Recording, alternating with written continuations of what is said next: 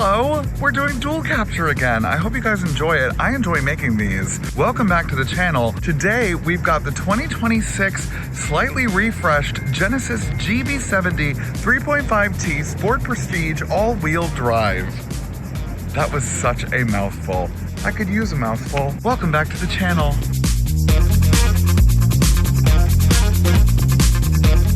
Welcome back to Sparkplug TV. My name is Chris and I do car reviews for literally everybody, not just car enthusiasts. Before I begin today's video, please do me the biggest favor ever and like this video, comment something down below, subscribe to the channel, and hit that bell icon so that you get notified whenever I drop a new video, which is whenever I am awkwardly trying to walk around this Genesis GV70.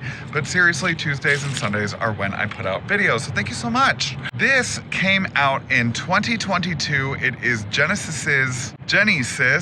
It's their compact luxury crossover SUV that is supposed to go toe-to-toe with the likes of the BMW X3, Volvo XC60, the Porsche Macan, and, the Lexus NX, the Acura RDX. There's a whole laundry list of compact luxury SUVs, so this is a pretty tough segment. This did get a refresh for the 2026 model year, and you can barely tell if you're not looking properly, but the refresh is most noticeable, especially in this bottom bumper. They went from the more circular tailpipes to this more aggressive style tailpipe, and they also got rid of the faux mesh back here and made it this gloss black, which looks really good. I mean, the car looks good in general. They didn't really need to do much, and that's why they didn't do much. Making our way to the front of the vehicle.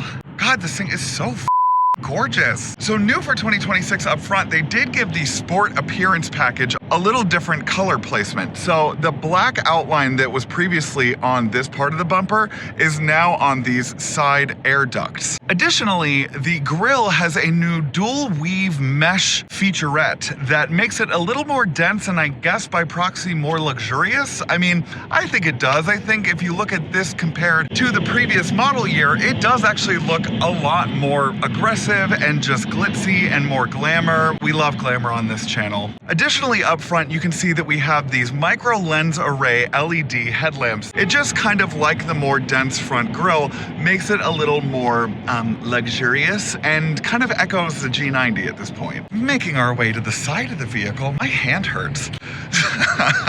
Oh, she's locking herself. Okay, Jenny, sis. Also new for 2026 is going to be two different types of wheels. You're gonna have the 19-inch wheels on the trim below this, or you're gonna have these, the 21-inch wheels that comes with the Sport Prestige, and they are absolutely stunning, and definitely with the racing stripes, give it that Sport Prestige feeling. So let's talk pricing. So the 2.5T starts around $50,000, while this is the top of the line 3.5T Sport Prestige all-wheel drive, blah, blah, blah, blah, blah. Just kidding. That is a mouthful though. This one comes around $72,000 for this. And honestly, this is a very competitive price, especially for everything that you get with it. I will go over as much as I can, but there's so much that I could barely do it. I'm gonna try my best, okay? Now, let's take a look at the engine bay. She's gonna greet us with her logo on the ground, which makes it more luxury, of course. And it opens up into this twin turbocharged, this is such an awkward angle. It opens up into this, the twin turbocharged 3.5 liter, it's in the name badge, V6 engine that outputs 375 horsepower and 391 pound-feet of total torque. It's then tethered to an 8-speed automatic and comes standard with an all-wheel drivetrain. According to Car and Driver, you can get 0 to 60 in about 5 seconds, but the standard engine is the 2.5 liter turbocharged inline 4-cylinder engine that outputs a pretty hefty horsepower of around 300. A really awesome thing that I find with this GV70 is that you can also get it in an EV variation. Making our way to the back of the vehicle, we're going to talk about cargo capacity. And if you guys can believe it, I memorized the cubic feet, but I probably got it wrong. This is the trunk space. Here is my camera bag. It has a cargo capacity of around 28 cubic feet and then around 58 cubic feet with the seats down. I think I'm off by a couple, but that's okay. Finally, before we get into the interior and what's new for 26, I will say that it also comes with a more upgraded suspension according to Genesis, as well as a more upgraded steering system, but we'll get into that in a second. The other thing that Genesis said that they did to this is that they gave it highway body motion control, which is said to mitigate the pitch of the vehicle when you're accelerating and braking. I did not think this camera angle through, but that's okay, because divas, let's talk about the interior. In a world of BMW X3s where they are doing their customers very dirty with their boot nasty interior, be a Genesis GV70, because oh my God, this interior, has always been one of the most impressive interiors in its class, in my opinion. I'm sorry, that angle was entirely too goofy. Not that this is any better, but it is a better view of the dashboard at least. And what they did for the 26 model is implement this 27-inch mono display that showcases the gauge cluster as well as the infotainment system. The only thing that I don't like about this is that when you have it in Apple CarPlay or Android Auto, it very abruptly cuts off the screen here as well as here if you've got the map display in the gauge cluster, and it's not really the cleanest.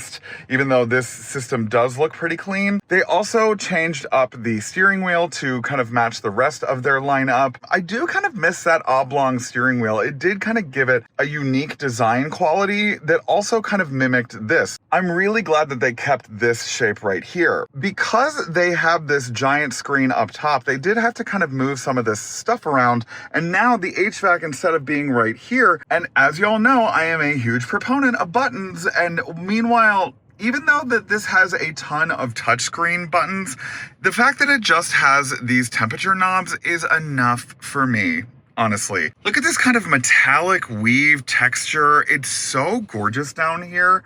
It's really nice to look at. It's on the door panels as well. Also new for 26, if I can focus the camera, is this terrain mode. You can push this drive mode select and you get different drive modes like snow, mud, and sand that kind of help you with the different kind of driving scenarios that you're going to be in. But like, are you really going to be off-roading this? Please comment and let me know, because that's crazy. This also is a little, I know that this is the gear selector right here, so like I know that, but I think people getting in this for the first time are going to be a little confused by the placement of that. This is also touch right here, so you can kind of scroll like so. You can literally see up my nose right now. This is so great. I think the one qualm that I have with the GV70 is that it really does not have a ton of cargo space. There really is like nothing down here. But what I find to be most impressive about this, oh God, well, I guess I did move this all the way back for my own comfort, but there are buttons on the side of the seat that you can move up with, and I have a decent amount of room. So like if I sit up straight, which me straight crazy, there's little indents in the seat to give my knobby knees a break, because we all know my knees need a break. If you see in the dual capture screen, I have enough headroom up here.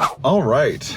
Nighttime video. I guess I typically talk about the interior during the driving portion, so this is kind of new. Yeah, so the ambient lighting, I love the fact that you can customize the color in this color pinwheel. So we can go to like this orange, we can go to this greenish yellow. Love this teal blue. Oh my gosh. I was keeping it in purple though because I love purple. So let's put it into the Sport Plus mode. The Sport Plus mode is the most unbridled version of this 375 horsepower engine.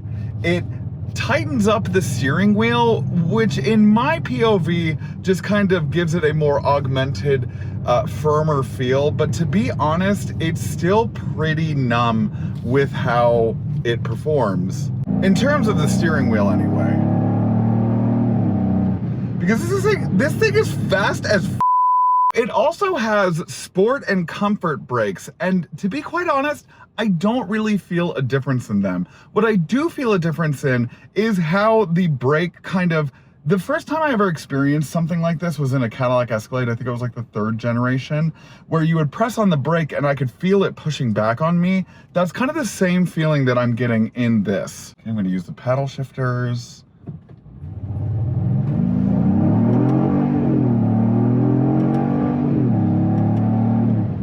So off the line, it's a little unsure of itself. Like it takes a beat before it kind of spools up the turbos and goes. But once it gets up there, I mean, it really gets up there. This is the Sport Plus mode, which means that the bolsters on your seat will grab your back a little better. And then even if it's not in Sport Plus mode and you're doing the most with your driving, it will then, like if you really hit the accelerator hard, it will absolutely hug your back. In terms of handling, I think for a compact SUV, this does pretty good. It stays relatively flat. There is a little bit of body roll, but I think that's to be expected because half the time this is supposed to be a luxury cruiser. I mean, the engine sounds great. And Sport Plus mode really keeps it ready to go, especially if you're already rolling. But at the same time, the comfort mode is much more relaxed. It's much more just kind of easy going, you know, happy-go-lucky gal, Pollyanna. It's a quiet, comfortable cabin. The materials are gorgeous, stunning, and beautiful. What I really like about Genesis 2 is that you really get what you get with the price. With this, you get so many amenities and features, and it's only 72 grand. Not the cheapest thing on the market, but also reasonably priced for something like this. It's got a Bang & Olufsen sound system that's really nice. It's got Napa leather for this trim. The trim below this comes with the regular leather, and then the base model comes with leatherette. But I mean, they make a really comfortable chair to begin with. Thank you guys so much for watching. Please don't forget to like, comment, subscribe, and hit that bell icon whenever I drop a new video. You will get reminded and or notified and a push notification pushed to your phone that I've dropped a new video, which is typically Tuesdays and Sundays at this point. So thank you so much. Should I have said Sunday and Tuesday? Who cares? Thank you for your support. Some facts I forgot to talk about. It has an 76 on JD Power for quality and reliability, but it has an 81 out of 100 for quality and reliability. So that at least is a good thing. I would probably lease this, just like I would really any luxury car at this point. Is it the fastest engine on the market? No. Is it still a lot of fun to drive? Yeah. Is it the most capable in terms of handling? I would say it's above average. I don't think it's like BMW level drivability, but it's still pretty damn good and can probably keep up with it. Maybe. I think the only thing that it needs help with really is still the steering. Even though they said they improved it, I mean, it feels like I'm kind of like straw in a slushie and I'm like trying to move it around and I'm trying to like find more of the drink. I don't know if that makes any sense, and even when you put it in sport mode, it doesn't really help all that much. It just firms up the nothingness. Is there a joke in there? Anyways, half the reason that JD Power score is even low is mainly due to the dealership experience and the resale value. The dealerships are like this big. There's something about these that don't really have that high of a resale value, but I think maybe it's because they have a bad rep for their engine. I'm just guessing. But this has everything that I want in a luxury car, and I think for $72,000, I would definitely buy this. I mean, the X3's interior is abhorrent. This is gorgeous in here. I love this magma orange. It actually matches my phone. The seats are so cool and comfortable. The sound system is incredible. I don't know. It's just a really well put together machine, and they've really kind of taken it and turned it up to 11 with this refresh. Would totally get one for a daily. It's a very comfortable and very quick car. So that's all I've got for today's video. Thank you so much, and I'll see you on the next one. Love you. Bye. Hey, Sparks. Thanks for watching today's video. Do you want more Sparkplug TV content? Then you can choose one of these 3 options right over here. The middle button is to subscribe to my channel, so please do that. Right over here. These 3. I can't see them in real life, but they're right here.